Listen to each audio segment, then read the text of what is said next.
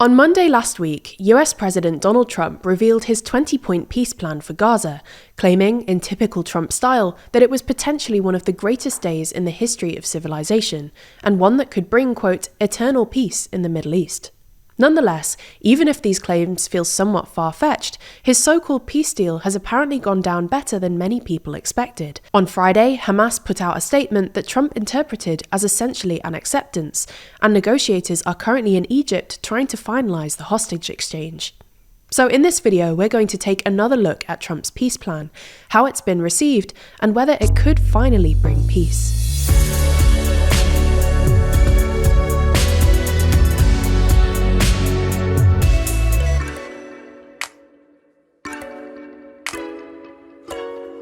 Never miss an episode and always feel in the loop by subscribing and ringing the bell. So let's start with a quick recap of what was in the original deal. We did a full video on this last week, so go and watch that if you want to know more.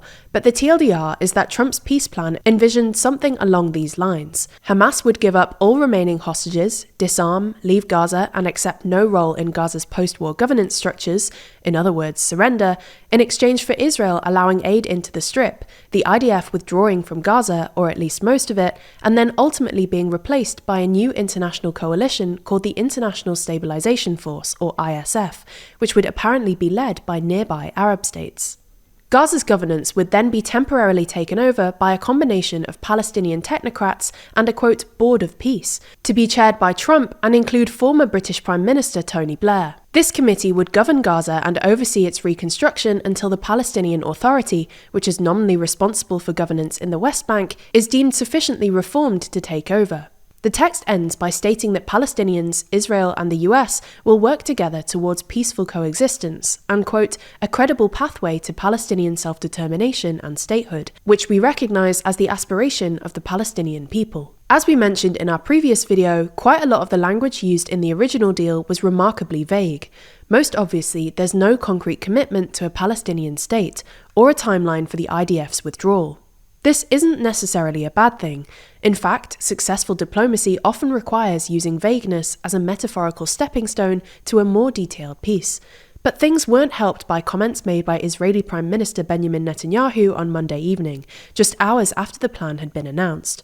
In a Hebrew language interview posted on his Telegram channel, Netanyahu said that, quote, the IDF will remain in most of the Strip, that the agreement did not in fact commit Israel to the recognition of a Palestinian state, and that it is, quote, not written in the agreement, adding, of course, we will not agree to it. Anyway, in comments made after the plan was revealed, Trump said that Hamas had 3 to 4 days, and on Friday, 4 days later, Hamas released a statement in response, which was confusingly posted on the White House X feed as if it was Trump's. At first read, the statement sounded remarkably positive. It opened by expressing appreciation towards Trump and Israel's Arab neighbors for their efforts towards, quote, an end to the war on the Gaza Strip. Remarkably, Hamas then said they accepted the exchange formula contained in President Trump's proposal and reaffirmed its approval to hand over the administration of the Gaza Strip to a Palestinian body of independence. This was interpreted by Trump as essentially Hamas accepting the deal, and the president promptly took to Truth Social to announce that he believed Hamas were ready for a lasting peace, and called on Israel to end its bombardment of Gaza. However, while the statement was pretty positive in terms of tone, it nonetheless contradicted Trump's plan in at least 4 ways. First, the Hamas statement makes reference to, quote, a full withdrawal from the Strip, which is hard to square with Trump's plans, which just require the IDF to withdraw to near the Gaza border, let alone Netanyahu's statements about the IDF remaining in most of the Strip.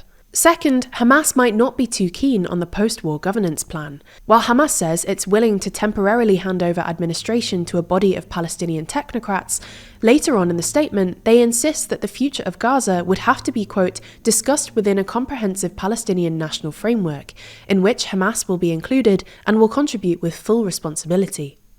This implies that Hamas are, unsurprisingly, not keen on having no role in Gaza's post-war governance structure.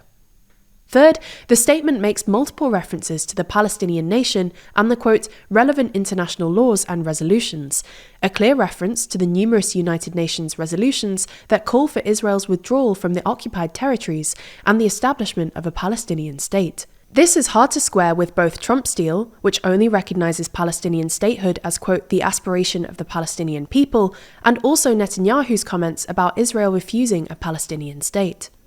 Furthermore, the Hamas statement made no reference to perhaps the most contentious demand in there, namely that Hamas disarm. This is something that Hamas have resisted in previous negotiations, arguing that, if they were to disarm, they would have no way of resisting Israeli military force in the future. This is a pretty strong signal that Hamas have not changed their position here, which again puts them at odds with Trump's plan. You get the idea. Contrary to what's sometimes implied by the media, there's still a fair bit of distance between Israel and Hamas. Nonetheless, even if Hamas didn't agree to the plan in full, their relatively positive response to at least the bit about hostages was enough to restart negotiations, which are currently ongoing in Egypt. In effect, this has separated Trump's peace deal into two phases. In the first phase, Hamas would give up the remaining hostages in exchange for roughly 2,000 Palestinian prisoners, more humanitarian aid, and at least a partial withdrawal of IDF forces, perhaps also with a timetable for further withdrawals. If this works, there will then presumably be a second phase of negotiations, where the two sides try to agree on the thornier issues like Gaza's post-war reconstruction and governance, disarmament, and Palestinian statehood. In this respect, the ceasefire deal is beginning to look a lot more like the one announced in January. That deal had 3 phases. The first involved an exchange of hostages for Palestinian prisoners, a ceasefire, and more aid. The second phase was supposed to involve a complete withdrawal of Israeli forces, and the third phase was centered around Gaza's reconstruction. This doesn't bode well. Israel collapsed that deal after phase 1, having accused Hamas of using the pause in fighting to rearm. Now, we don't mean to be too pessimistic here. That negotiations are happening at all is something, and polling suggests more than 70% of Israelis support Trump's peace plan, which will put pressure on Netanyahu to stick to it.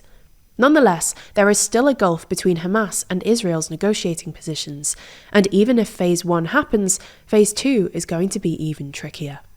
You know as well as us that in the current climate, it's important to stay sharp, and perhaps even more important to be precise. Well, our sponsor this week, Henson Shaving, know this better than anyone, and take pride in their precision.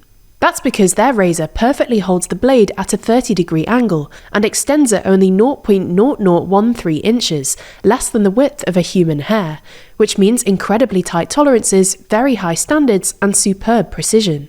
This also results in a much healthier shave compared to the overpriced plastic razor cartridges that leave your skin feeling sore and mistreated.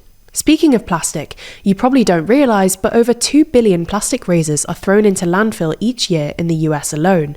So not only are they wildly expensive, they're also terrible for the environment.